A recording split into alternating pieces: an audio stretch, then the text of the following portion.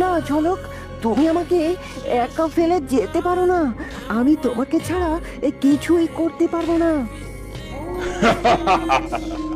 বন্ধুর জন্য বন্ধুর বলিদান, বেশ। আমি আমার আর কোনো বন্ধুর মৃত্যু চাই না। ঝলকের মৃত্যু বৃথা যাবে না। আজ আজ আমি তোর অস্তিত্ব শেষ না করা পর্যন্ত থামবো না জলদানব। এবার এবার তুই মৃত্যুর জন্য প্রস্তুত হ। এবার তুই নিজেকে রক্ষা কর রাজকুমার, আমি তো তোকে শেষ করব।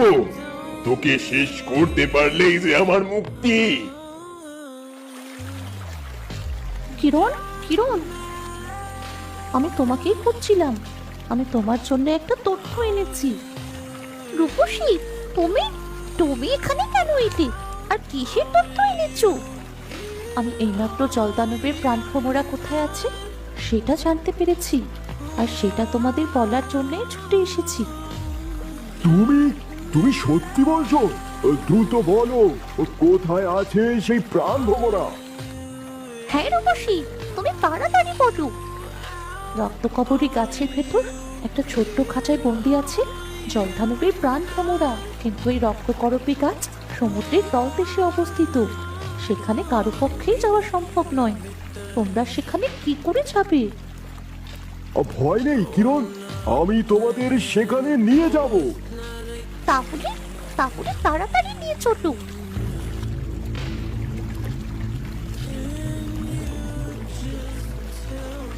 তোমরা লক্ষ্য করো, ওই দেখো গাছের কাছে একটা বিশাল সাপ।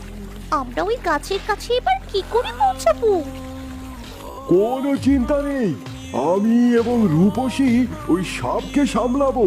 কিরণ, তুমি ওই ভোমরাকে উদ্ধার করো। আমি ওই সাপের সামনে যাচ্ছি। সাপ আমাকে খাবার জন্য আসলে কচ্ছপ সাপের লেজে কামড় দেবে, আর এরপর সাপ লক্ষ্য বদল করবে। কিরণ দ্রুত খাঁচাটি নিয়ে নেবে। পা দারুণ, ঠিক আছে, চলো এগুই। রূপসী, তুমি সাপের সামনে যাও। এবার এবার আমি খাঁচাটি নিতে গেলাম।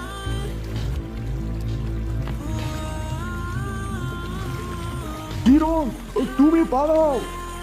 কিরণ, তুমি সফল হয়েছো, তোমরা নিরাপদ। এবার তুমি পালাও, আমরাও আসছি। ঠিক আছে, আমি যাচ্ছি, তোমরা পেছন পেছন এসো।